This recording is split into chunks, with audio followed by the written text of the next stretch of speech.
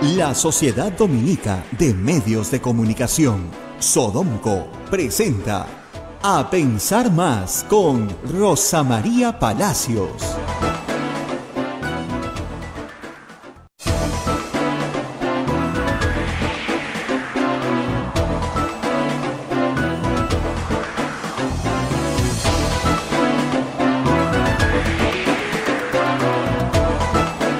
Señoras, señores, muy buenos días. Bienvenidos a Pensar Más con Rosa María Palacios a través de las emisoras de la Sociedad Dominica de Medios de Comunicación, Sodonco.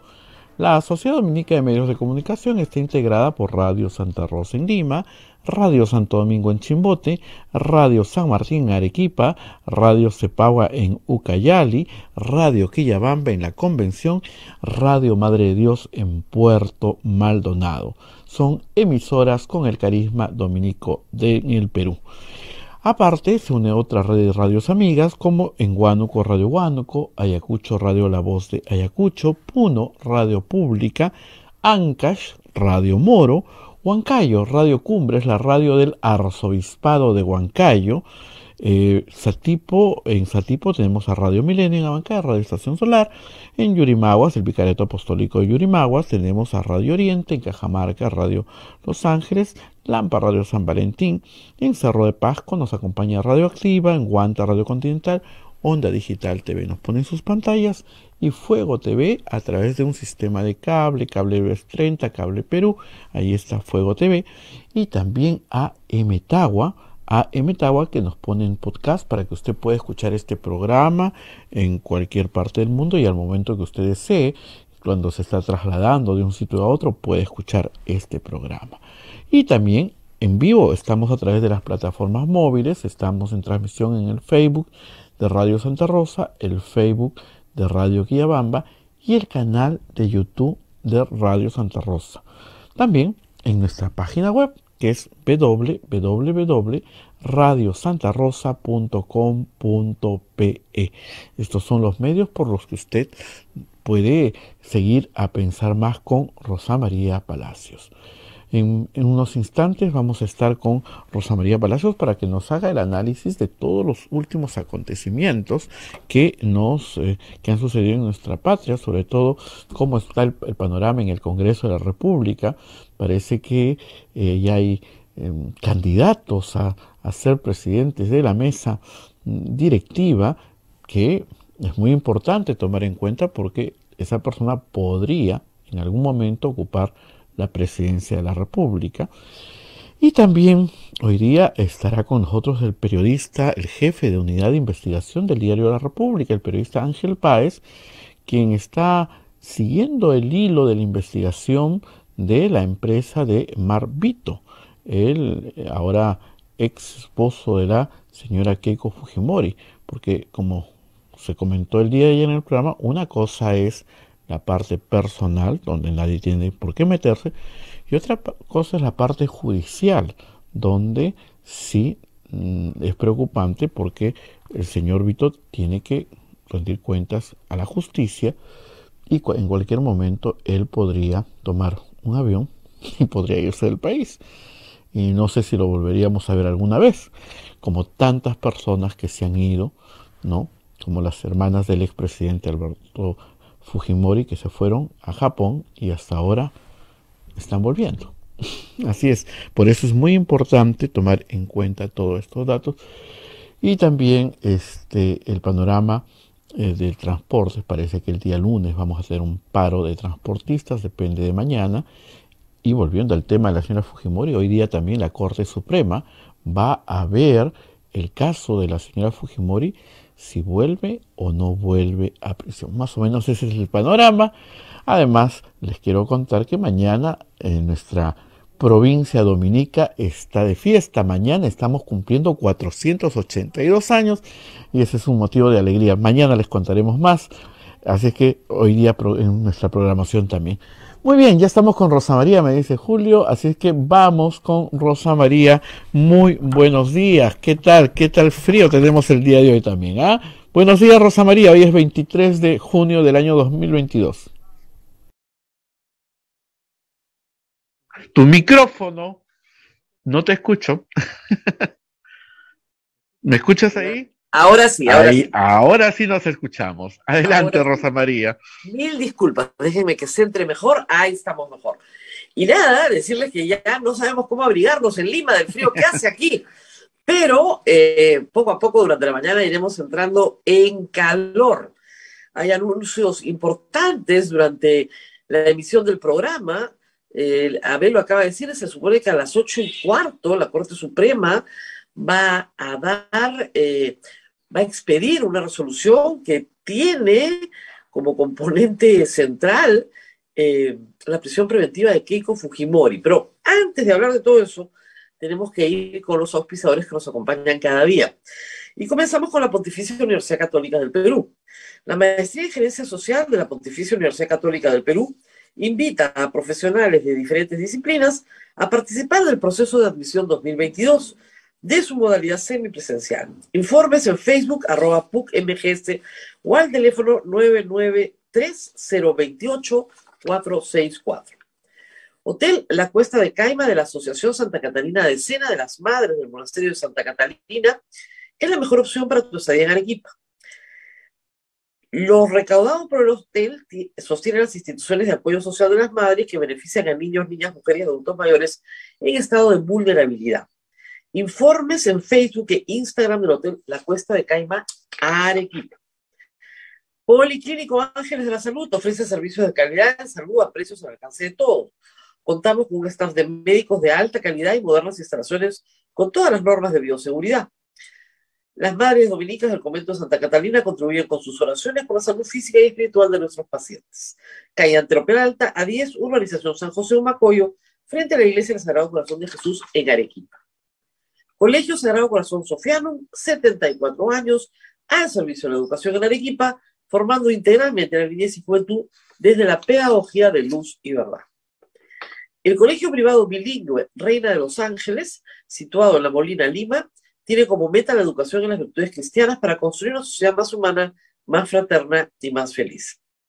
El Colegio Bilingüe La Asunción, perteneciente a la Congregación de las Hermanas Dominicas de la Inmaculada Concepción, ubicado en Trujillo, La Libertad, brinda una educación a jóvenes y niños basada en las virtudes y en la espiritualidad dominica.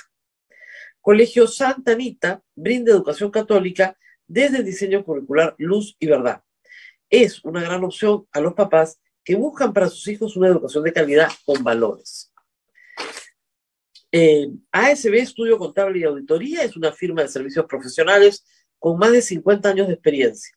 Contamos con una cartera de clientes de diversas actividades económicas como compañías industriales, comerciales, exportadoras, entre otras. Ofrecemos los servicios de outsourcing laboral, tributario y contable, auditoría financiera, estudio de precios de transferencia, solicitud de devolución de impuestos y control interno. Contamos con oficinas en Lima y en Cañete. Mayor información en www.asbcontable.com. Y finalmente, Palestra Editores. El sello de los buenos libros de derecho es una editorial jurídica peruana dedicada a la investigación y difusión en materia jurídica.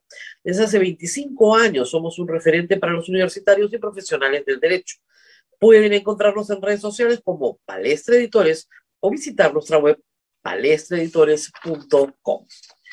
Muy bien, Abel. Y desde la fría Lima, bueno, hay varios asuntos que tratar. Lo primero, un paro para este lunes, un paro que puede ser importante porque los transportistas de carga del país no llegan a un acuerdo con el Ministerio de Transportes y Comunicaciones. Y hay que decir que va a ser muy difícil que lleguen a un acuerdo porque los temas que preocupan a los transportistas son los mismos que preocupan hoy a todos los peruanos. Número uno, el aumento de los combustibles. Y el aumento de los combustibles no tiene, digamos, otra solución, si se quiere bajar el precio, que el subsidio del Estado peruano. Y eso es, en este momento, impagable para el Estado peruano. ¿Por qué? Porque nosotros no somos, lamentablemente, por una pésima política estatal que tiene muchos años, no somos un país que produce todo el petróleo que necesita. Somos importadores de petróleo. No porque no exista, sino porque hace más de, qué sé yo, 20 años no hay una política de exploración agresiva Entonces, si no exploras, no encuentras, si no encuentras, no explotas, si no explotas, no hay petróleo. Nuestra demanda es mucho más alta. Lo segundo, que el país tiene que caminar hacia energías renovables, que es lo que está haciendo casi todo el planeta. Bueno, hasta hoy en el Perú no hay un solo auto eléctrico, ni facilidades para que vengan, ni un trabajo activo para ir hacia un esquema híbrido en el cual está yendo el mundo entero menos nosotros. Y de eso no se habla en el Perú. Sí hay algunas iniciativas muy importantes de energía renovable, sobre todo eólica hoy en el Perú, y nos daría una ventaja brutal. Chile acá al ladito, ya tiene el 24% de su energía como renovable, procede del sol y del viento. Pero esas son discusiones pues de largo plazo, con gente que tiene una visión de país. A los transportistas les preocupa hoy y mañana. Y dudo que con una política de peajes nuevamente laxa con el transporte de carga se vaya a resolver el problema. Así que esperemos que se arregle, pero también esperemos consecuencias para el día lunes, porque ya están avisados. Estamos hablando de, alguien dijo 40.000 camiones de carga a nivel nacional, de repente me estoy quedando corta. El otro tema es que ayer en el Servicio de Asesoría Empresarial de Apoyo Consultoría se expusieron las cifras de un indicador que es muy importante para la economía peruana. Tan importante que el Comercio hoy lo pone en portada y Augusto Álvarez lo tiene en su columna. Cae confianza del consumidor al peor nivel en 18 años. ¿Qué cosa es la confianza del consumidor? Es la perspectiva que el consumidor tiene sobre el futuro. ¿Voy a estar peor? ¿Voy a estar igual? ¿Voy a estar mejor? Porque esa perspectiva va a condicionar su nivel de gasto. Si yo pienso que no voy a tener más trabajo, si yo pienso que nadie me va a comprar nada, si yo pienso que el país va a entrar en una situación de recesión, ¿qué hago? Todos somos racionales, ¿no? Restrinjo mi consumo, es lo primero que hago. Y al restringir mi consumo, la rueda, ¿no es cierto?, del gasto y de la producción se comienza a detener. Por esto ese indicador es muy importante, Apoyo lo mide hace muchísimos años. Ha caído 32 puntos. ¿Saben qué es lo más impresionante? Por debajo de los niveles de la pandemia. Cuando todo se cierra en marzo y abril del 2020 y toda la economía cae 40 y tantos % en abril del año 2020, porque se cierra la economía peruana, la gente simplemente no trabaja, el Perú no produce, en un 40% menos, nos dijeron que ni en la guerra con Chile había pasado una cosa así. Bueno, el consumidor tenía esperanza, porque sabía que era temporal, entonces su futuro lo veía mejor. Vamos a salir, esto va a rebotar, y de hecho rebotó. Pero los indicadores que más preocupan son deterioro del empleo, incremento del costo de vida y falta de una respuesta efectiva del gobierno. El 54% de las familias cree que su situación económica empeorará en adelante, la expectativa más baja desde el año 2004. Es muy mala noticia, por eso está en primera plana en el Comercio. ¿Por qué? Porque basamos nuestras decisiones de gasto en las expectativas que tenemos sobre el país. Y eso va desde el microempresario que dice, me compro una máquina más para producir más, o simplemente con lo que tengo. Compro más materia prima, pero si de repente nadie me compra, ¿para qué me voy a endeudar? No compro,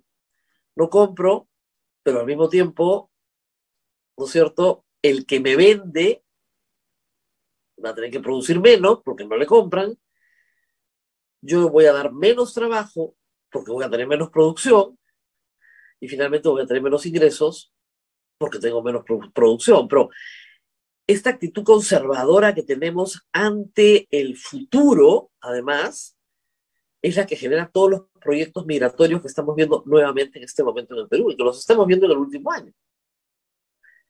Cuando uno confía en que el futuro va a ser igual o mejor, no tiene por qué moverse del lugar donde está.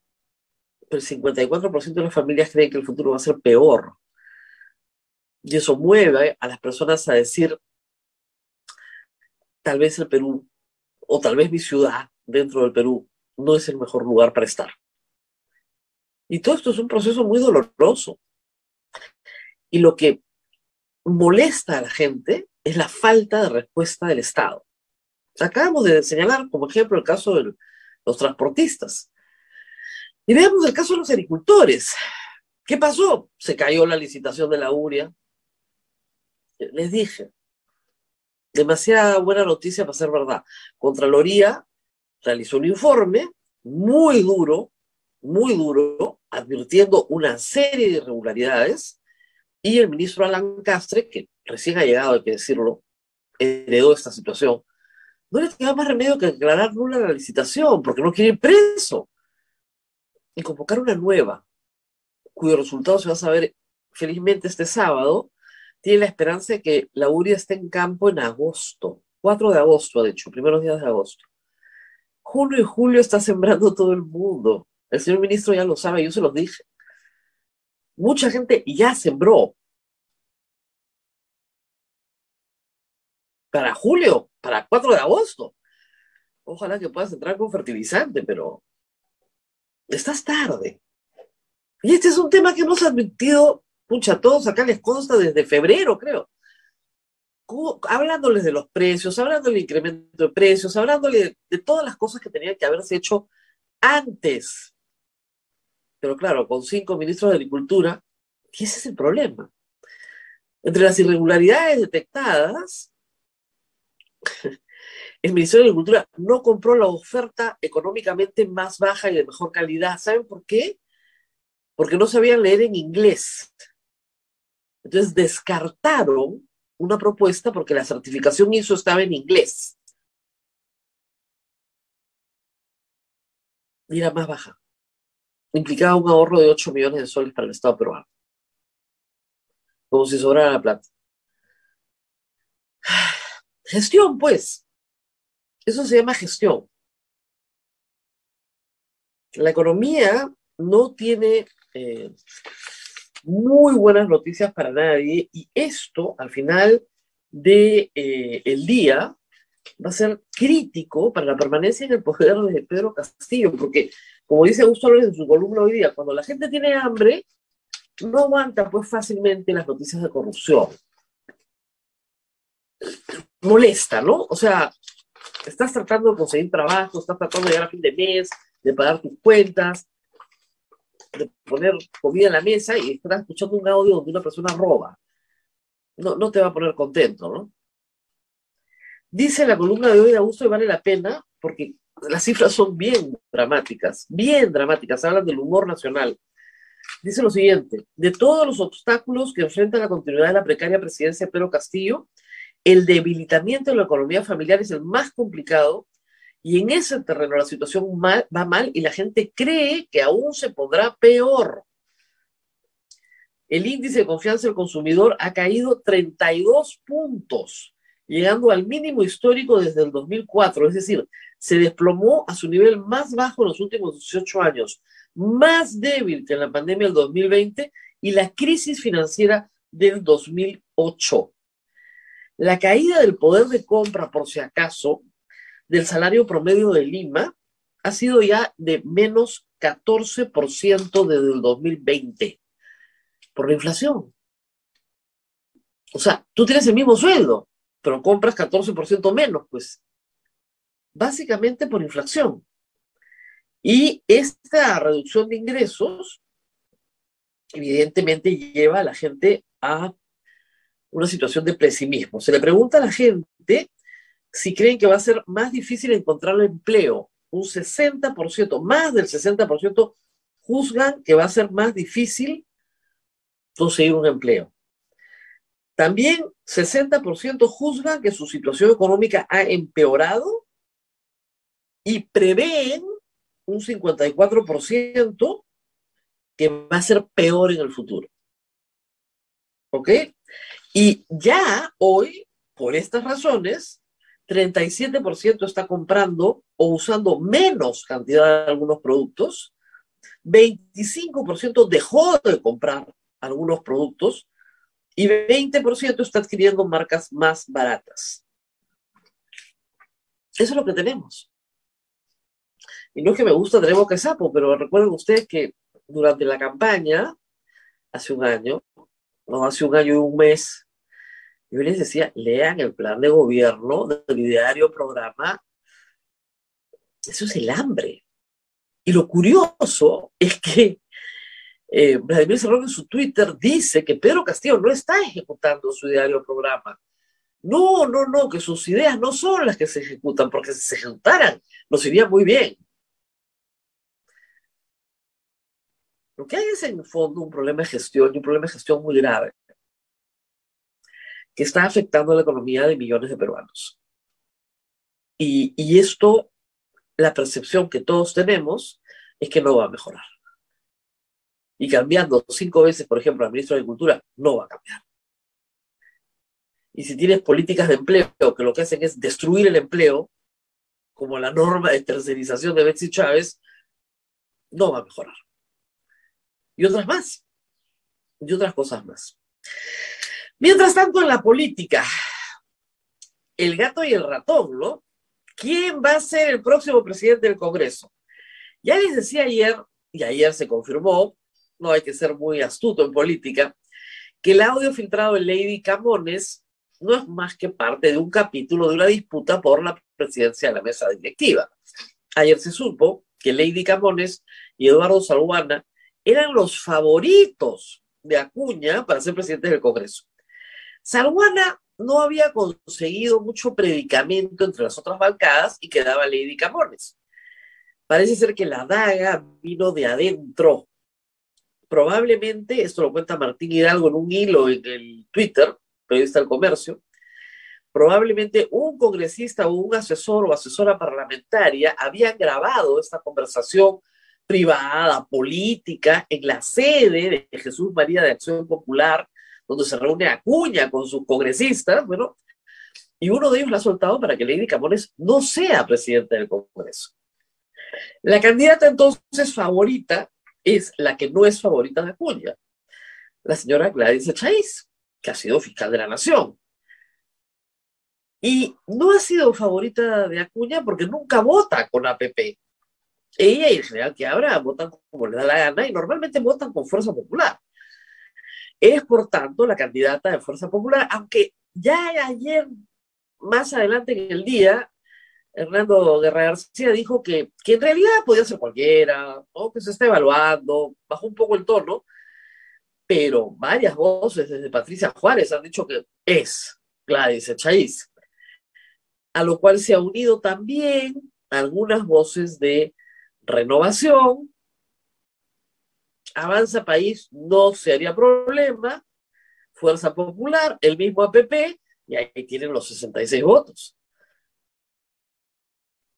Y probablemente también Acción Popular. Y ahí están arreglados. Pero Acuña no quiere, pues. ¿Qué va a pasar acá? Control de daños. Ayer Lady Camones sí pidió disculpas, hizo declaraciones públicas, pidiendo disculpas a APP, al congresista Darwin Espinosa, a quien quisiera. Y la bancada de APP también un comunicado diciendo que van a hacer la investigación del caso. Están furiosos internamente porque evidentemente hay un traidor. Si se van a grabar entre ellos para descalificarse luego. Y parece ser que Lady Camones sí tenía cierto predicamento positivo, porque cuando le toca conducir las sesiones del Pleno, lo hace con bastante solvencia, no hay gritos, no hay peleas, no les parecía mal, en general. pero creo que Gladys Chaiz les gusta más como presidenta del Perú. Un perfil duro, no da entrevistas, no le gusta comunicar. No tenía que hacerlo como fiscal de la Nación, entonces lo ha hecho muy poco como candidata al Congreso y menos como congresista. Con cercanías al APRA, siempre se habló de eso, familiares, pero claro, como fiscal, como ustedes saben, oficialmente no puede tener ninguna cercanía con un partido político, ¿no? Y esta es la historia en el Congreso. Acá también está. Fujimorismo y Renovación Popular quieren a Chaiz como presidenta del Congreso. Faltan todavía varios días. Esto se vota normalmente entre el 24 y el 26 de julio. Así que faltan días todavía, falta un mes.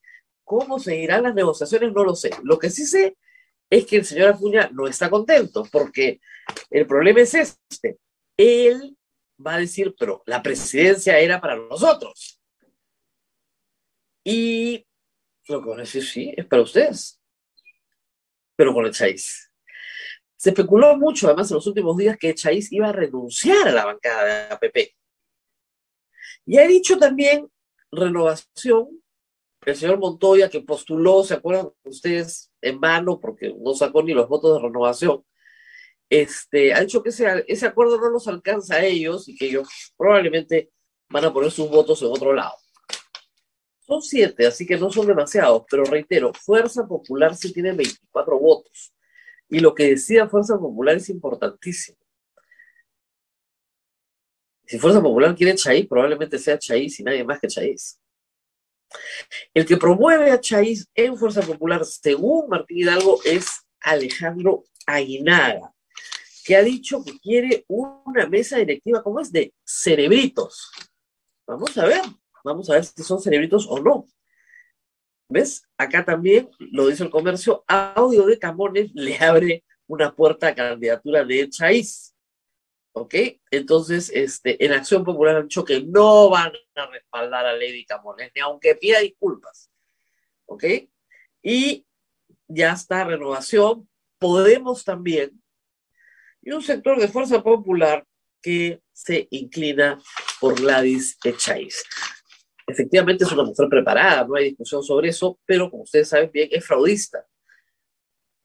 Ella estuvo en todas las mesas y en todas las discusiones señalando que el fraude existía, y esto no va a ser muy positivo para el futuro de la democracia peruana mientras sigan insistiendo que hubo fraude cuando no lo hubo. Así estamos. Ayer también, ya estas en las judiciales, un incidente que no es poca cosa y que hay que resaltar. El expresidente Martín Vizcarra estaba en una audiencia donde se estaban discutiendo las reglas de conducta sobre su persona, o sea, las que él tiene que cumplir, porque está siendo investigado. No tiene detención preventiva, pero tiene impedimento de salir del país, para desplazarse alrededor del Perú tiene que pedir permiso, y estaba en esta discusión con el fiscal Osías Castañeda. Y el fiscal utilizó como argumento ante la jueza que el señor Vizcarra era adúltero, y como era adúltero, no se podía creer en su palabra. Esto inmediatamente suscitó pues la protesta de Vizcarra, ¿no? Pero acá hay un problema mucho más de fondo que hay que señalar. La vida privada de los políticos es privada en la medida que no afecte la cosa pública. Es decir, si un político tiene un amante y le da trabajo en la oficina, ¿no es cierto?, y contrata a su suegro de facto, etcétera, eso sí es un tema de interés público. Hay nepotismo, hay favorecimiento, etcétera. Pero si un político casado desea tener las relaciones sexuales con quien le dé la gana, eso no es un tema de interés público. Y creo que la Constitución, cuando habla del derecho a la intimidad personal y familiar, y el Código Civil, artículo 14 y 15 para los coleguitas, explica bien cuándo una persona con notoriedad está sujeta al escrutinio público, cuando hay interés público. Los WhatsApps de Vizcarra se filtraron porque tenía seguimiento. Es decir, se filtraron probablemente, no lo puedo afirmar, pero probablemente o de la policía o de la fiscalía. Y eso, claro, está muy divertido para escuchar a Tito Silva hacer una canción buenísima y reírnos todos, porque la canción es muy buena, pero para nada más.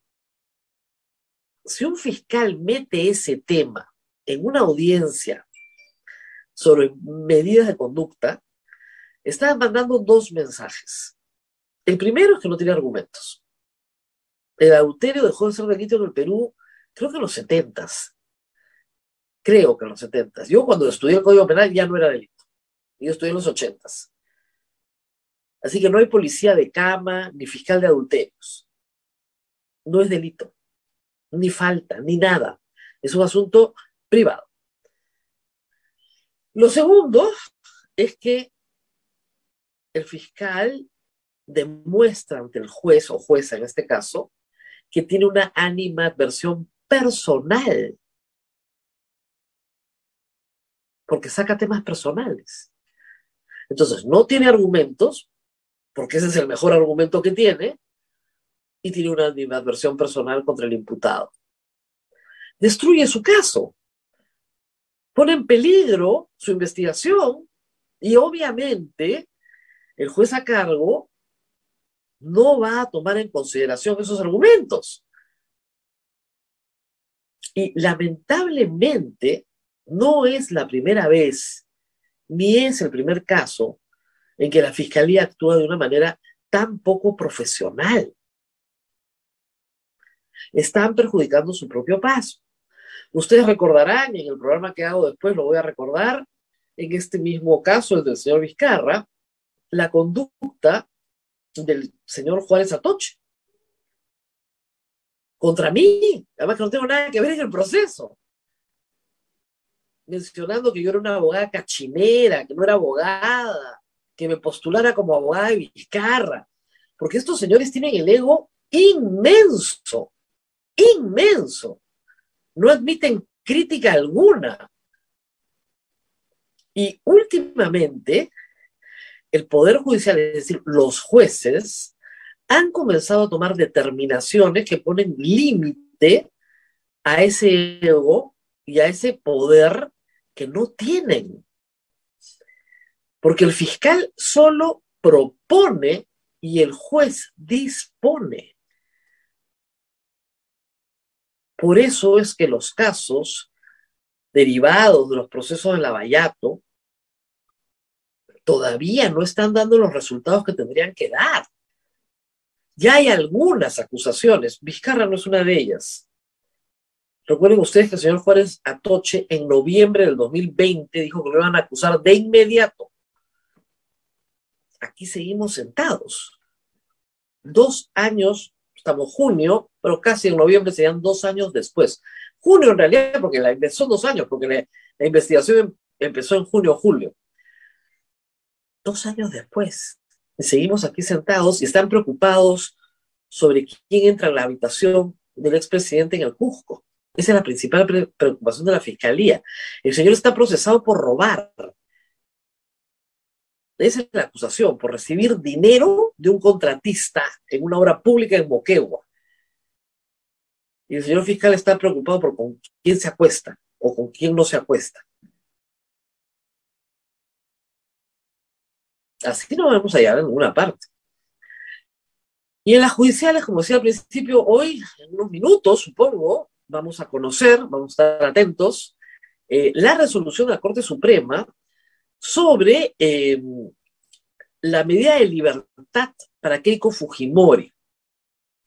El señor José Domingo Pérez, que perdió en esa oportunidad, perdió porque la liberaron, alegó que la apelación había sido interpuesta fuera de plazo. Entonces están impugnando eso para ver si la vuelven a mandar a la cárcel. Y de nuevo, como lo dije en el 2016, ¿se acuerdan cuando metieron presos 10 meses a Ollanta y a su esposa? No corresponde la medida de prisión preventiva.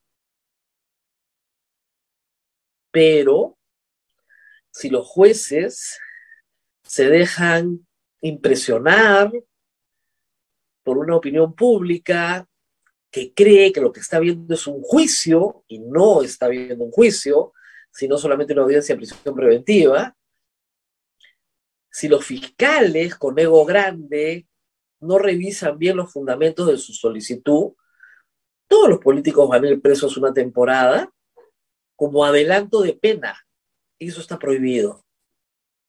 Y luego van a circular libremente ante la impresión de todos, que aquí campea la impunidad, porque las sentencias no llegan nunca. Y las sentencias no llegan nunca porque la Fiscalía no está impulsando el proceso. Y ahí los peligros de todo esto. Entonces ya es hora que la Fiscalía, ¿no es cierto?, le baje un poco la vanidad y comience a conseguir resultados. Y que no utilice armas vedadas, como la vida personal de los imputados, para lograr un cometido que no están logrando con la fuerza de sus propios argumentos. Por más mal que nos caiga a todos Vizcarra.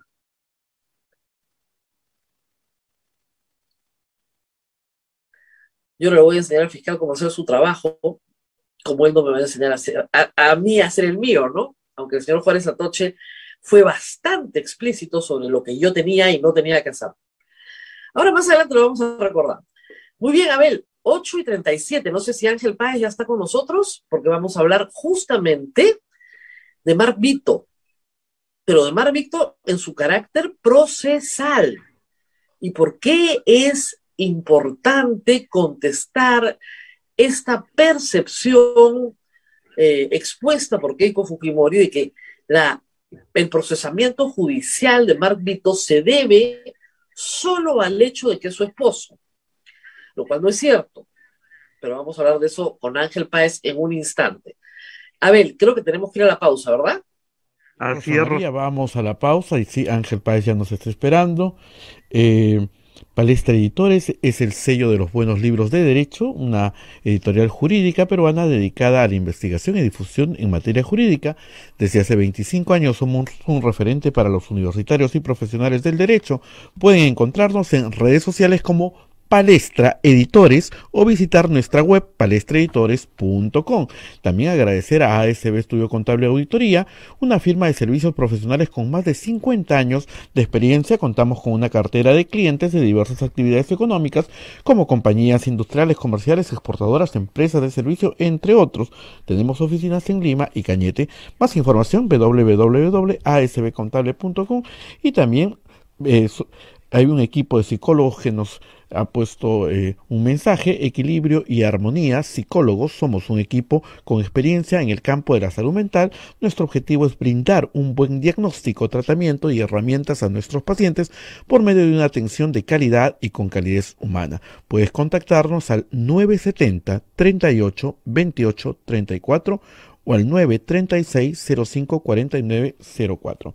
Vamos a la pausa y volvemos con el jefe de la Unidad de Investigación del Diario de la República, Ángel Páez. Adelante.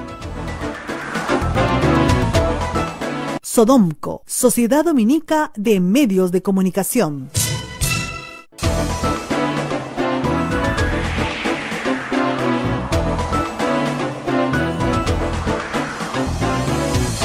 Continuamos con A Pensar Más a través de las emisoras de la Sociedad Dominica de Medios de Comunicación. Estamos conectados a través de toda la red Sodomco y de la red de otras radios amigas y canales de televisión. Adelante, Rosa María. Y varias noticias durante esta mañana. Me acaba de informar Abel que el director de Agro Rural, el señor Guamaní, Rogelio Guamaní, ya fue cesado de su cargo. Un señor muy vinculado a Perú Libre, que bueno, han tenido que volver a empezar para hacer la compra. Y mientras conversamos, Justicia TV ya está transmitiendo la audiencia en la que se discutirá la prisión preventiva de Keiko Fujimori, de ahí su importancia, pero más bien no se discutirá, ya va a ser la resolución que va a emitir la sala.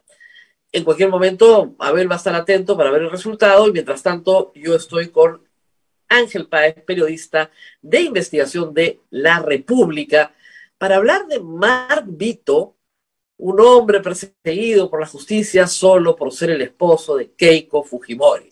Eso es lo que ella dice. Al margen de su tema sentimental, lo que nos preocupa a nosotros es la acción de la justicia. Muy buenos días, Ángel Páez. Gracias por estar con nosotros. Muy buenos días, Rosa María. Muchas gracias por la invitación.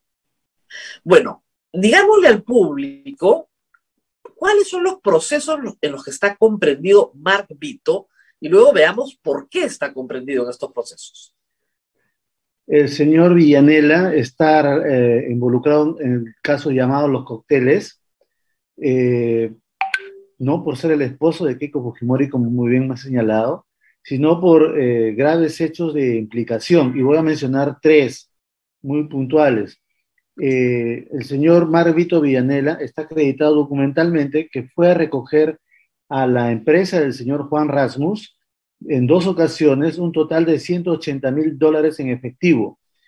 Y no fue un caso aislado, fue parte de una secuencia que duró 4 años, porque se financiaron las campañas de 2011 y de 2016. Y ahí está registrado su nombre, la hora que llegó, la hora que salió, el documento que entregó y que él mismo fue el que retiró el dinero, ¿no? En esa misma ocasión, en ese mismo periodo, también Keiko Fujimori, una ocasión, también retiró una cantidad en efectivo. Y lo mismo hicieron Jaime Yoshiyama, Augusto Bedoya y otras personas que están implicadas también, como el señor Víctor Shigiyama. Ese es un caso. Segundo caso, el señor Mark Vito Villanela ha sido mencionado por segunda vez como acopiador de dinero en las reuniones que miembros del Club de la Construcción sostenían en la casa de un empresario constructor Aramayo. En ese lugar fueron varios de estos miembros, no solamente el mismo Club de Construcción, sino también otras personas relacionadas a este sector económico, en las que luego de hablar con Keiko Fujimori, el señor Mark Vito participaba de las mismas y también, junto con el señor Jorge Yoshiyama, recogían las aportaciones que se hacían ahí en efectivo. Entre esas personas se encontraban algunas de las que luego aparecen, y este es el tercer tema en el que se vincula directamente a Mark Vito, aparecen como compradores o vendedores de terrenos, en el que Mark Vito aparece como broker de su empresa MBB. Entonces, por ejemplo, el caso del señor Ceremet le alquila una propiedad al señor Suicho. Suicho, esta familia de constructores son los que además alquilan el famoso local donde se hacen los cócteles, ¿no?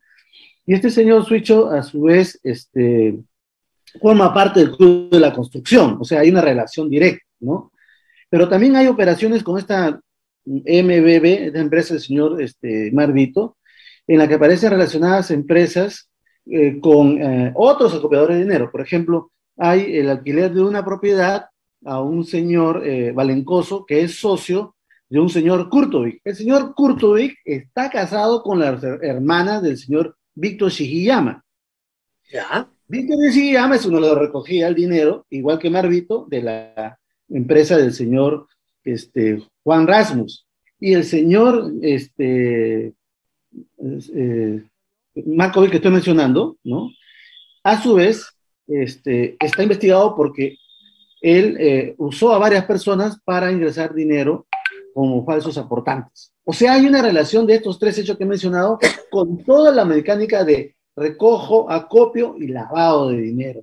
Entonces, estos hechos en los que participó por su propia voluntad el señor Mark Vito Villanela no pueden ser interpretados como que dice la señora Keiko Fujimori, ¿no?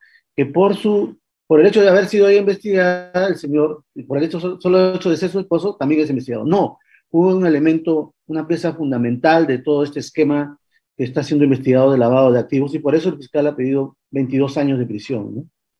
Ahora, hay otros hechos que Rosa tienen que ver María, con... Sí, Abel. acaba de salir de Justicia TV que la señora Keiko Fujimori continuará en libertad, seguirá su juicio en libertad.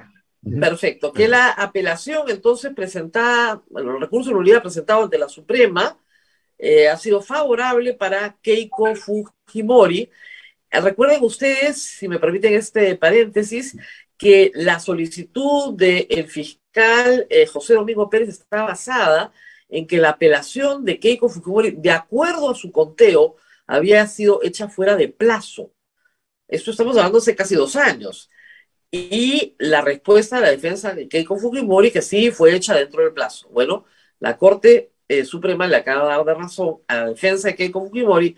Keiko Fujimori, por lo tanto, continuará en libertad hasta la finalización de su proceso, salvo que algún otro incidente ocurra, pero el proceso todavía tiene para rato, porque recién estamos en control de acusación. Hay otros hechos que también son controvertidos, si se quiere, respecto ya solo a la actividad profesional de MBB, que es la sociedad, digamos, de corretaje que tiene el señor Villanueva. En este caso también se ha investigado a esa persona jurídica como una persona jurídica que tiene operaciones simuladas. Es decir, normalmente una comisión de agente puede ser el 4% del valor del bien. Vito señala, yo he vendido bienes por 40 millones de soles, entonces es normal que me den 1.600.000 como comisión. Sin embargo, en la verificación de estas operaciones ha ocurrido que alguna de las partes no conoce a este agente o se entera por la fiscalía que este agente existió. ¿Qué hay de esto? A ver si nos puedes contar un poco más. Efectivamente, una vez que se identifican todas estas operaciones que presentó Marvito para justificar sus ingresos, la fiscalía comenzó a indagar caso por caso y convocó y citó a los responsables, a los gerentes, a los propietarios, y algunas de estas personas dijeron que era la primera vez que no sabían, que recién se enteraban allí en la fiscalía, como tú mencionas, que este señor o esta empresa había participado en las operaciones como corredor, que desconocían totalmente que había intervenido. Pero también hablan algunas otras personas que conocen el mercado y que dicen que la frecuencia con la que el señor Marvito cierra estos contratos es inusual. Que fabulosa. Que ni siquiera el famoso autor del libro El más grande vendedor del mundo, Hoffman Dino, se lo hubiera imaginado, ¿no? Que la cantidad de contratos en un tiempo tan corto es absolutamente inusual. O sea, que allí también existe evidencia de que no hay una concordancia entre la documentación que el señor presenta, claro, y el hecho. Yo recuerdo la primera investigación que publicaste, tenía un dato interesante. Él declaraba 800.000 soles, me parece, de ingresos en el año 2015, sobre los cuales paga impuesto a la renta. Pero 800.000 soles para un corredor que gana 4%, ya, 5% de comisión, que es una comisión fabulosa, sí, implica que ha vendido, ¿no es cierto?, por lo menos, qué sé yo, 40, 50, 60 millones de soles en bienes en un año. Vendió el edificio entero, y él decía, no, son terrenos industriales, por eso es que los montos son tan grandes. ¿Eso es creíble a estas alturas? No, es dudoso porque además hay otro elemento que hay que añadir al escenario que tú has descrito perfectamente, y es que no se trata además de cualquier cliente. Son personas que han participado en el retiro de dinero, acopio de dinero, son personas que han participado en el reclutamiento de falsos aportantes, y son personas del club de la construcción, son personas que se desconocía que por lo bajo habían aportado mediante testaferros, o como el señor, hay un señor que se le llama el rey de los casinos, que es el señor José Sanyuen, que tuvo que admitir que efectivamente sucedió estos hechos. Entonces, no es solamente que ha ganado exitosamente este dinero, sino que quiénes fueron los que participaron, ¿no? Y ahí entonces, para que entienda la hipótesis, voy a tratar de resumir la hipótesis fiscal. Es decir, el señor Max Vito recaudó dinero directamente para la campaña de su esposa, hasta ahí, físicamente. O sea, él va, recoge en más de una ocasión durante un lapso de 4 años. Actúa casi como cajero, digamos, de la organización. Pero para poder justificar estos ingresos, simula con las mismas personas Ujú. operaciones inmobiliarias donde él percibe una comisión Ujú. que le permite blanquear, Ujú. discúlpenme la expresión, debería ser negrear el dinero. Ujú. Esa es la hipótesis fiscal. Ese es básicamente, porque además hay otro elemento que hay que añadir y es que estos hechos tienen una relación cronológica, Claro, ¿ya? No es que primero vendió las propiedades y después se comenzó a retirar el dinero. No, hay una consecución de hechos, ¿no? Y entonces la lógica de estas operaciones reside en un hecho también muy importante. Lo que Keiko Fujimori acopia personalmente con su esposo y sus amigos, físicamente, tanto el señor Rodríguez Banda, el señor Romero Pauletti, el señor Rasmus y su sobrino Guis Bovet, ¿no? Ese dinero, ese grueso de dinero, que es alrededor de 7, 8 millones de dólares, supera largamente lo que el partido Fuerza Popular ha declarado ante la OMP, claro, eso ¿no? sí, Pero además supera lo que se blanqueó, entre comillas, como tú dices, con los falsos aportantes. O sea, hay una cantidad de dinero que se calcula entre 60 y 70% que no se sabe dónde están, ¿no? claro, que ¿No? puede estar en el patrimonio oculto de Claro, otros. ¿no? Y, y para precisamente tratar de justificar esos ingresos, no se sabe dónde está ese fondo, se hacen estas operaciones justo en las fechas posteriores a las que el señor recoge el dinero. O Ok. sea, hay una relación allí, ¿no? Y Ahora, acá hay dos temas que son muy interesantes, porque por lo que estamos conversando, yo no me quiero adelantar, es mucho más sólido el caso contra Vilanela que contra Keiko Fujimori. ¿Por qué? Porque o sea, recibir donaciones de campaña ilegales no era delito hasta el 2019. Pero si yo recibo un dinero y simulo su recepción, basta con el ocultamiento de la sumilación de esa recepción a través de operaciones con inmobiliarias, ahí se hay lavado. claro, porque además, Por... Ahora, lo único que tendría la Fiscalía de nuevo es probar que la fuente es ilícita. Y ahí sí está el problema, porque las operaciones del señor Rasmus, de Luis Romero y todo lo demás no son ilícitas, son operaciones lícitas. Pero sí, los actos de ocultamiento son muchísimo más graves en el caso de él que de ella. efectivamente, ese ángulo es bastante importante porque precisamente la defensa de Keiko Fujimori y sus demás coacusados es que cuando reciben el dinero, ese acto de recepción de dinero no es ilegal. Así es. De acuerdo, si no era ilegal, ¿por qué lo conviertes en aportaciones con personas que nunca aportaron nada, ¿no? O que convenciste a esas personas para que hicieran las aportaciones a su nombre y luego declaran que no era su dinero, pero además cuando las llama a la fiscalía, todos se juntan y le dicen, ya, ustedes tienen que decir a la fiscalía esto, A, B, C, D. O sea, hay No, sí. una concertación. No. La obstrucción de la justicia, yo creo que ese es el delito más fácil de probar. Eso sí es clarísimo. Sí, Y sí, esa es la razón por la cual Keiko Fujimori fue a prisión preventiva, claro, por alteración de la actividad probatoria. Ahí estaba probado. sí, sí. Obstrucción de la justicia sí creo que es un delito que se ha cometido durante el proceso. Ujú. Yo no creo que haya, y siempre lo he dicho, lavado de activos, pero en la conducta de él, Sí. al transformar en su comisión como lícitamente obtenida por un trabajo realizado, lo que está haciendo más bien es, digamos, simular la transformación de este dinero. Y esa actividad de simulación es complicada. Y la otra, que le quedará la duda a los aportantes, es cuánto se gastó en la campaña y cuánto no se gastó en la campaña, porque la señora Keiko Fujimori y su esposo de algo viven, ¿no? Entonces, y Claro, además, una cosa que creo que lo leí también en uno de tus informes, las actividades inmobiliarias del señor Vito se han detenido súbitamente, ¿no? Desde el 2018. cuando empiezan las No, investigaciones. ya no trabaja.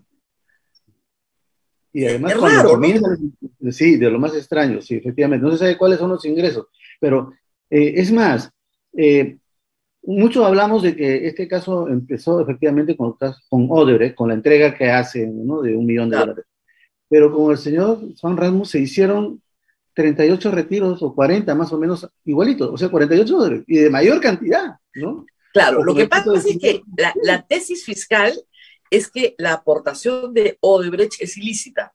O sea, que es fuente ilícita porque proviene de delitos. Entonces, ahí sí se configura el delito de lavado. No pueden hacer lo mismo con el Banco de Crédito o con Rasmus porque Sudamericana en Fibras y el Banco de Crédito son empresas regulares que no hacen actividad delictiva. Entonces, ahí el caso no funciona, por eso necesitan a Odebrecht. Pero los montos ciertamente son más generosos que los de Odebrecht, ¿eh? El señor Yoshiyama dijo que Rasmus le dio $800,000, pero creo que ya la cuenta es bastante más alta, ¿verdad? No, lo que pasa es que el señor Jorge Yoshiyama es uno de los 10 que fueron a retirar dinero.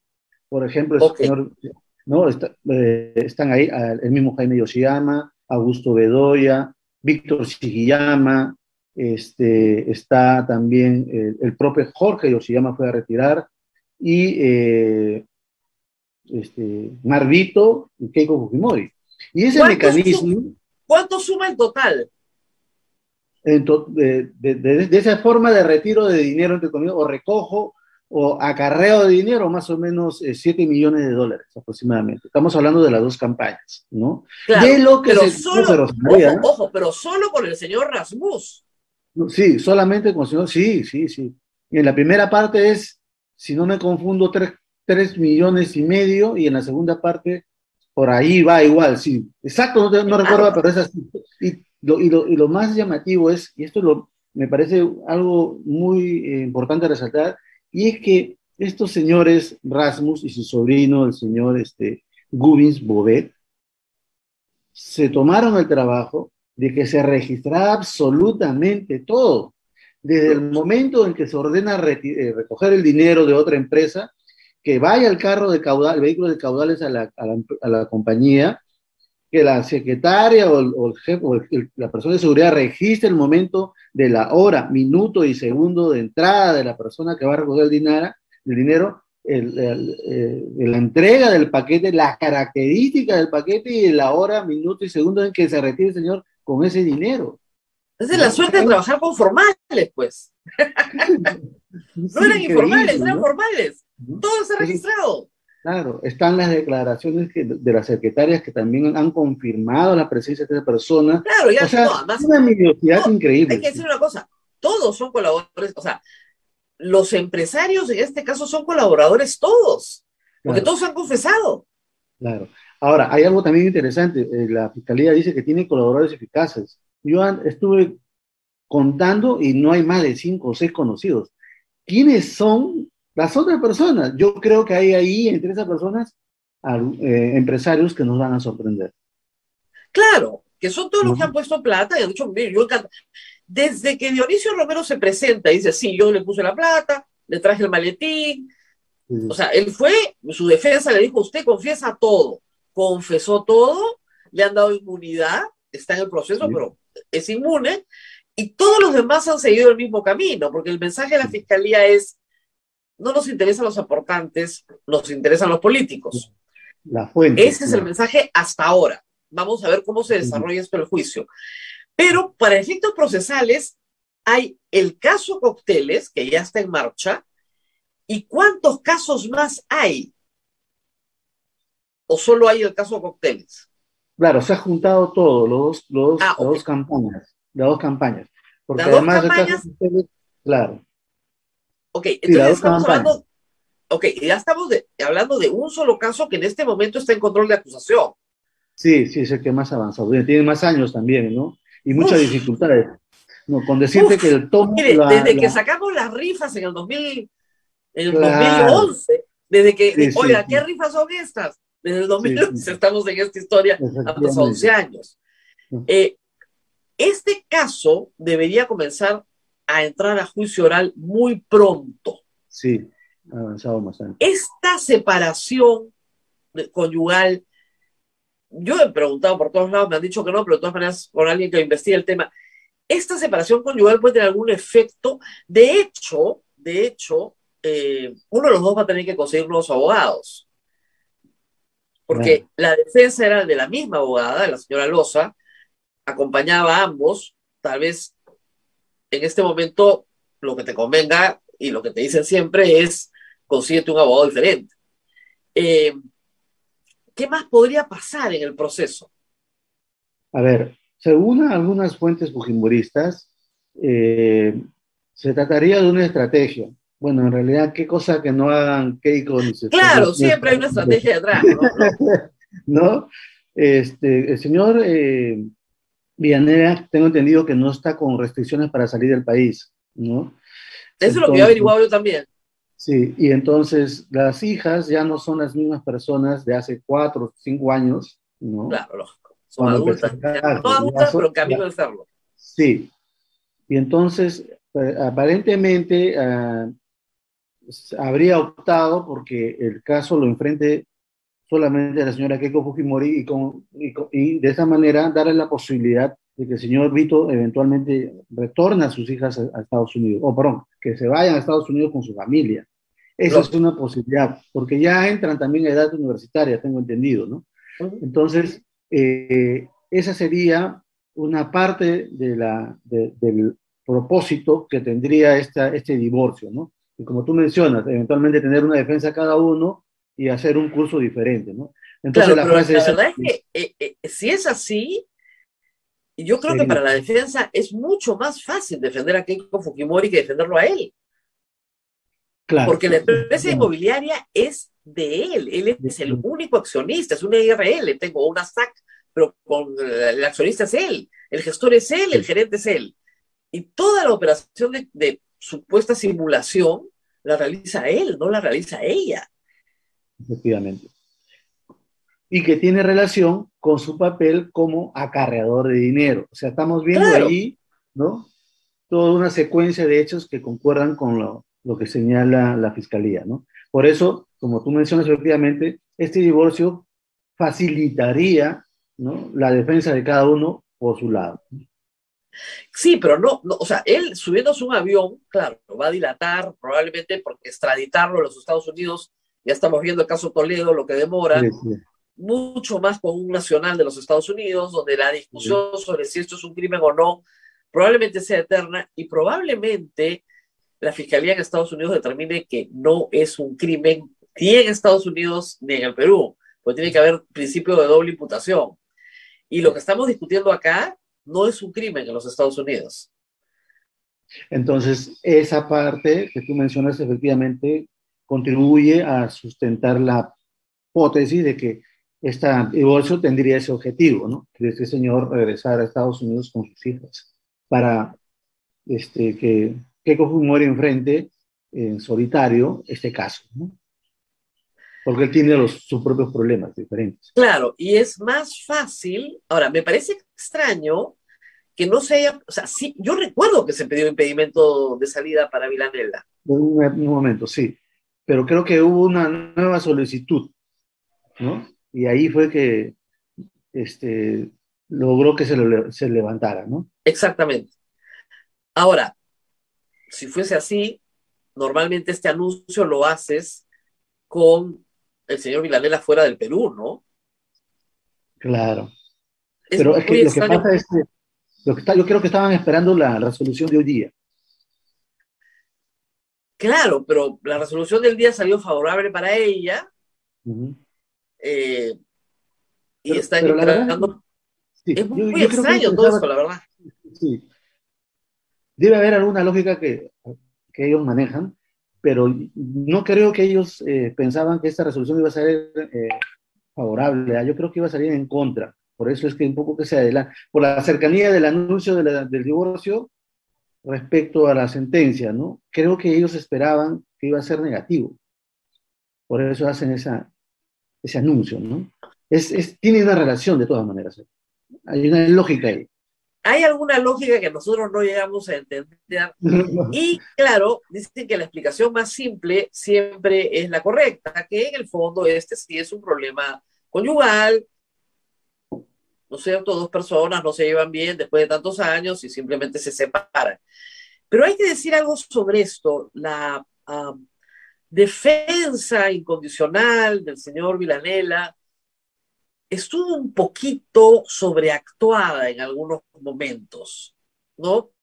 Y creo que el público lo percibió, y sobre todo los humoristas peruanos hicieron escarnio de eso, pero sí hemos visto imágenes en estos días que yo ya no recordaba, que son un poquito sobreactuadas respecto de su deseo de defender a su esposa, ¿no? Tal vez esta relación en realidad dejó de existir hace mucho tiempo. Nadie lo Concuerdo sabe. contigo. Sí, Nadie lo sabe. es verdad que lo que sucede en cuatro paredes ellos solamente lo conocen, es Ellos cierto. solamente lo saben, efectivamente, pero digamos, de esta actuación tan devota, ¿no? Una huelga de hambre, resiste Keiko, resiste, te amo, estos abrazos, esta cosa tan, de repente, incluso para los latinoamericanos excesiva, ¿no? Y eso, nosotros somos más efusivos, pero parecía un poquito sobreactuada. No Sí, sabemos qué fue es lo que cierto. pasó antes, durante ni después, pero reitero, hemos visto entrevistas hace un año, en la campaña del año Sí, sí. pasado, de un amor incondicional, irreductible, Claro, ¿no? Y de repente, es cierto. no, la cosa se enfrió, no nos llevamos bien. Es raro el deterioro tan violento de una relación personal, pero como digo, decimos, no nos toca juzgar. En todo caso, al que le toca juzgar es al juez y esperemos que se inicie el proceso de una buena vez. Esto tiene Claro. realmente 10 años. Sí. Ahora, tú lo que acabas de decir, la descripción de la telenovela que acabas de mencionar, coincide con la frase que publicó en Twitter Keiko Fujimori, diciendo que su esposo era perseguido a causa de ella, ¿no? Cuando sabe perfectamente que no es así. O sea, sigue desarrollando la figura del gran sacrificio, de la pareja que hizo esto, y como resultado de esta pelea, de esta lucha, deciden divorciarse. Cuando no es así, ¿no? El señor, como hemos mencionado durante todo este momento, Marrito Villanela, debe responder por las cosas que él ha hecho por su propia voluntad, ¿no? Claro, porque de una forma u otra la Fiscalía ha logrado demostrar que se benefició, porque acá viene el problema más complejo. Cuando él hace estas operaciones simuladas e ingresa a su patrimonio personal como renta este exitoso negocio, y resulta que está simulando operaciones, él personalmente se está beneficiando, no la campaña de Keiko Fujimori. Es él el que recibe estos ingresos fabulosos de 800.000 soles al año que puede gastar en él mismo y en lo que le provoque. Él es el sujeto, Bueno, ¿no es cierto? efectivamente. Él es el sujeto que lava. Y ese es el problema más grave que tiene. A diferencia de Keiko, que nadie puede probarle que ella sea el sujeto que lava. Claro, porque no es... Lavan para su beneficio, si quieres, pero no para ella, no Claro, ella. En el caso de, además, porque hay que explicar algo más, están casados con patrimonios separados. exactamente. El patrimonio de él no es el patrimonio de ella, y lo que él ganó para él, lo ganó para él, a través de operaciones simuladas. Claro. Y Además, eso sí es un delito. además, a diferencia de Marvito Villanela, en el caso de Keiko Fujimori, hasta el momento no se detecta, ¿no? Que el dinero que recibía en efectivo iba a alguna de sus cuentas, a No, alguna pues, empresa de ella, a una ONG, no hay todavía, ¿no? Entonces, en el caso de Marvito, sí, el dinero va a sus cuentas, como tú dices, se convierte en rentas propias, ¿no? Esa es la claro, diferencia. en esa hipótesis, si tienen una buena asesoría legal, les deben haber dicho, mira, a Keiko, tú estás en mejor pie que él. A él va a ser muy difícil defenderlo, que salga de la escena. No ha habido, no ubicable en Estados Unidos, nadie lo encuentra, prescribe finalmente y se le reserva el fallo por último, pero es más fácil defender a Keiko Fujimori. Es una hipótesis. No tenemos no efectivamente. tenemos más que hipótesis, pero normalmente el tiempo nos da la razón, o sea que es cuestión de tener un poquito de paciencia. Yo recuerdo la primera investigación que se hizo, él se defendió muy bien porque se decía que no era peruano y sacó su DNI, dijo yo sí soy peruano, Sí, estoy de y, acuerdo, sí, sí. y siempre lo saca ahora, yo soy peruano. Claro, lo que no dice es que no ha renunciado a la nacionalidad norteamericana y que en nuestro sistema puedes tener las dos. Y eso le permite ir y venir. Y reitero, si el primer caso va a ser solo por el caso cócteles, donaciones de campaña, que lo extraditen por eso es bien difícil. Pero si lo extraditan por lavado de dinero, por operaciones simuladas, que realmente se puede probar que son simuladas, ahí sí está en un caso mucho más complicado porque eso es delito allá y acá. Sí, porque hay personas que dicen que no lo contrataron y él aparece facturando a esas personas, Claro. ¿no? Esto es Esa parte es verdad, sí. fraude, de alguna Ujú, manera allá y acá es lavado. O sea que... sí, Ahora, claro, lo que faltaría ahí es el elemento de el origen ilícito del dinero, nuevamente. Que provenga del narcotráfico, que provenga de la minería ilegal, que provenga de algún delito, del cohecho, del peculado. Y esa parte también es difícil. La sí, simulación está aprobada, sí, pero no está aprobado el origen ilícito. de acuerdo, pero hay empresas que lo contratan que están investigadas por el caso Club de la Construcción, ojo. Ah, ok. ¿Ah? Los Málaga, los Suicho, ¿no? Varios, ¿no? Entonces, Claro, ahí hay una concordancia, va a depender mucho de la contabilidad de esas empresas y de claro. que ellas accedan a participar, No. ¿no es Incluso cierto? hay una, Señalando que sí, efectivamente el dinero que se les dio es producto de coimas.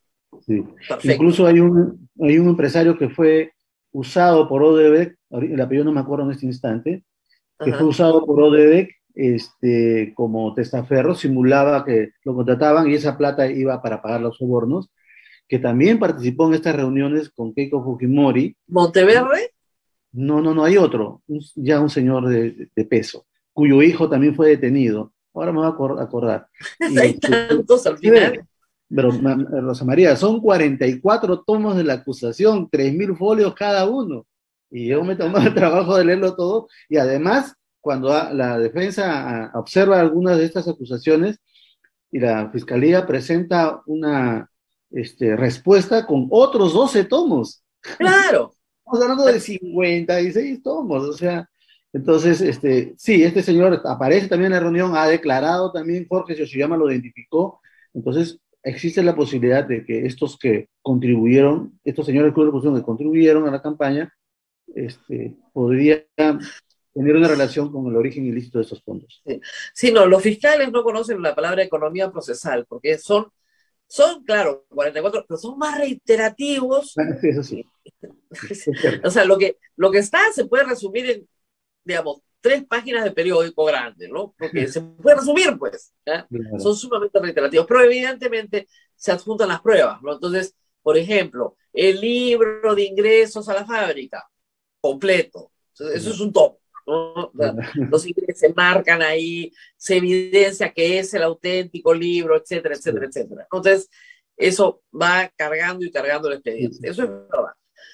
Pero, ¿qué podemos esperar en términos de plazos? Ya estamos en control de acusación, ya debería terminar esta etapa y empezar el juicio oral. Tengo entendido que por lo que he escuchado recientemente, siguiendo el caso, es que están en el proceso, en la parte de que la Fiscalía está sustentando las respuestas a las observaciones que ha hecho la defensa. Estamos Claro, hablando de más o menos 40 investigados, ¿no? Y cada caso es un mundo diferente, ¿no?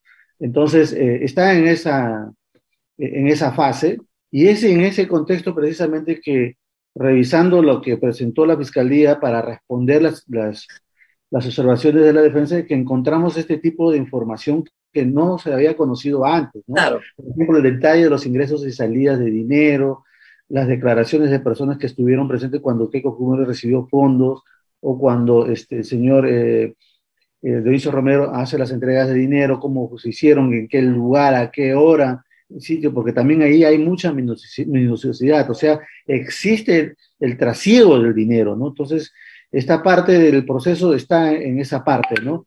Pero está en ese mismo nivel, sustentándose acusaciones contra testaferros de, ¿qué te digo?, 2.000, 3.000 soles, con personas que han lavado. Sí, pues, Sí, entonces hay una cosa, pero la decisión judicial es que se tiene que responder a todos, así sea pequeño o grande, ¿no? Y eso, claro, pero debería haber pues como categorías para poder trabajar. O sea, lo que pasa es lo siguiente, de nuevo, viendo el caso en general, la fiscalía no va a ir por los testaferros, por los putufiadores, tampoco por los donantes, va a ir por los receptores.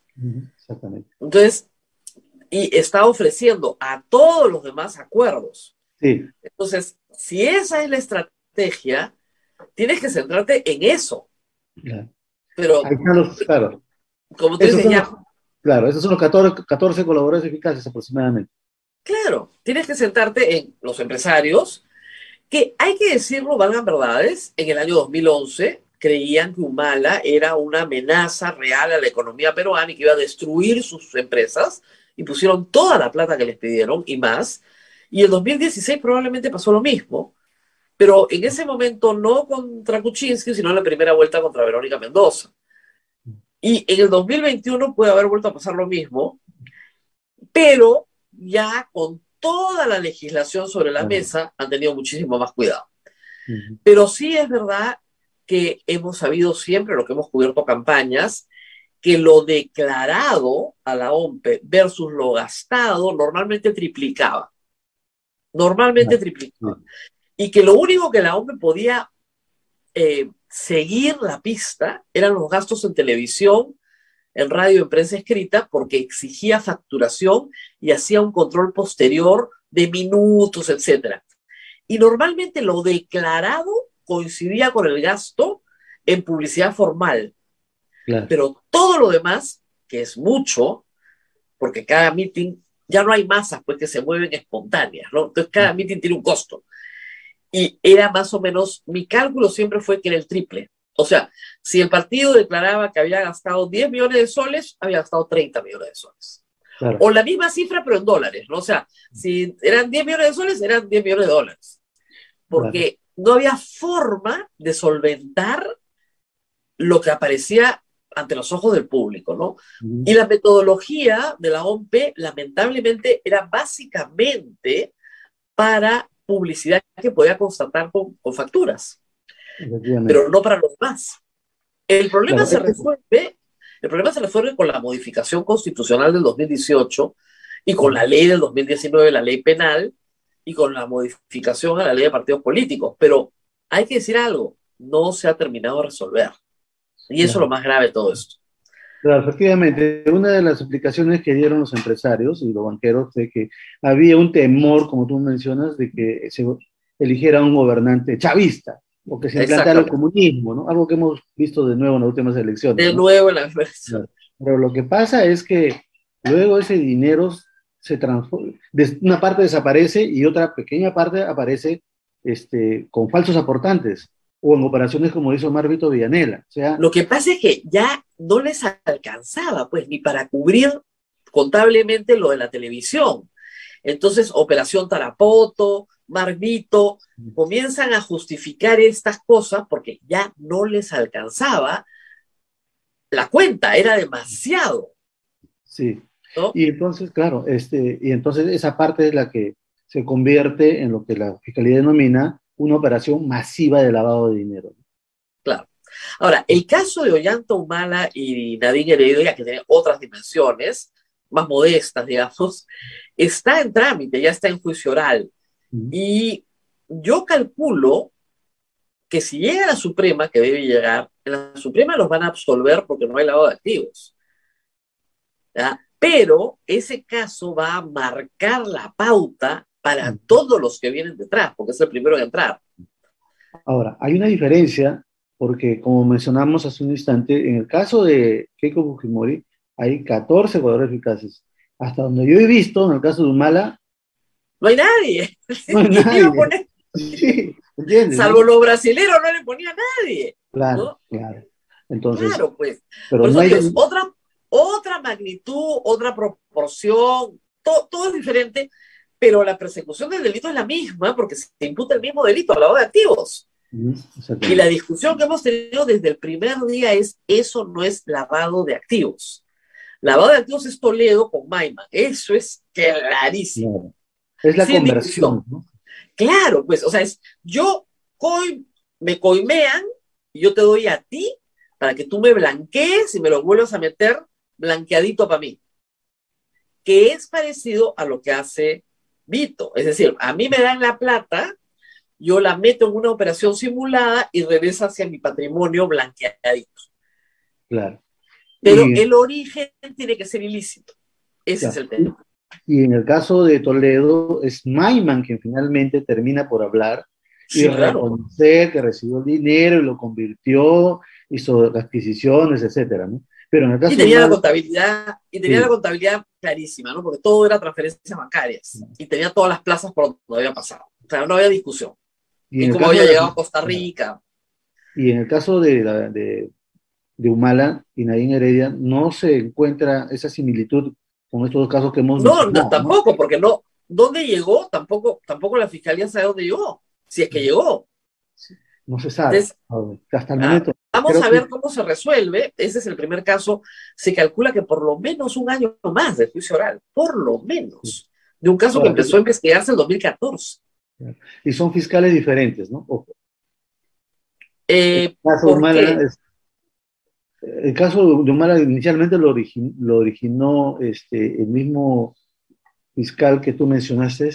¿Juárez Atoche? Claro, él lo inició. Claro, no, Juárez Atoche, sí, el que me dijo cachinera. No le va a ir muy bien, ¿eh? Y más bien, José Domingo Pérez sí está en el de Keiko Fujimori, ¿no? Eso sí, es un caso suyo desde el primer día. Así es. Bueno, muy bien, ¿alguna pregunta del público? Sí, la Fiscalía, ¿sabe si va a pedir impedimento de salida del país para el señor Vito?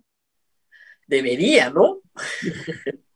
Claro, por lo general el fiscal Pérez ha sido muy reactivo, ¿no? Cuando ha habido algún movimiento, porque hasta revisa los tweets, ¿no? Sí. ¿No? Entiendo que si es que el señor todavía, Vito, no tiene, Villanera no tiene impedimento, lo va a hacer, ¿no? Luego de este incidente del divorcio, ¿no? Claro. No, los señores fiscales son muy reactivos a los medios de prensa. Sí. Muy reactivos a los medios de prensa. Y se manejan muy bien en ese nivel. Pero todavía no consiguen condenas, pues. Ese es el problema. Y cada vez que alguien se los recuerda, se molestan mucho. Pero no consiguen condenas, pues. Y van pasando los años y no consiguen condenas. Y justicia que tarda no es justicia. Pero en fin, ahí vamos. Muchísimas gracias a Ángel Peáguez por haber estado con nosotros aclarando estos puntos procesales, porque yo sé que él sí se ha leído los 40 tomos.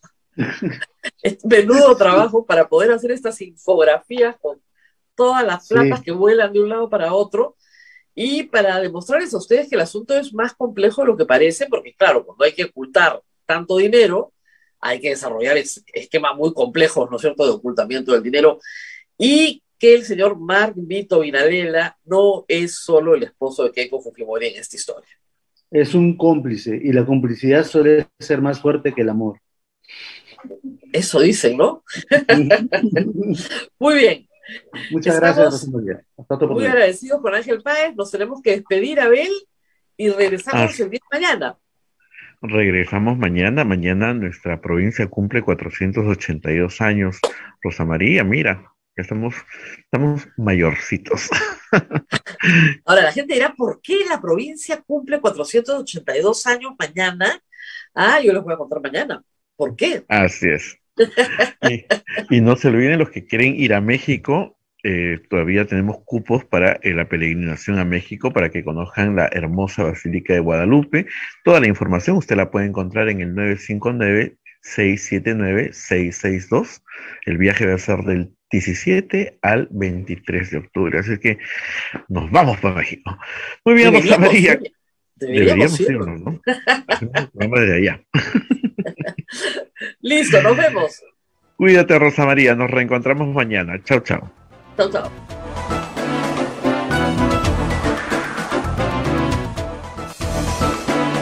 Hasta aquí, A Pensar Más con Rosa María Palacios.